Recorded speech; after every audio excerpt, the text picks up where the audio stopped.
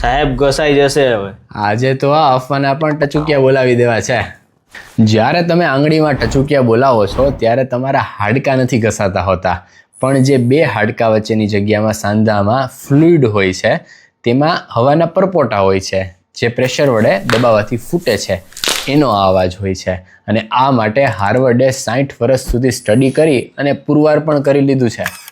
માટે આ કડાકા વાના નથી પણ સાઉન્ડ ઇફેક્ટ છે. એટલે કરજો તમારે મોજથી, અને જે કરવાના શોખીન હોય તે કમેન્ટ પણ કરજો. અને આવી જ માહિતી માટે ફોલો કરી લો.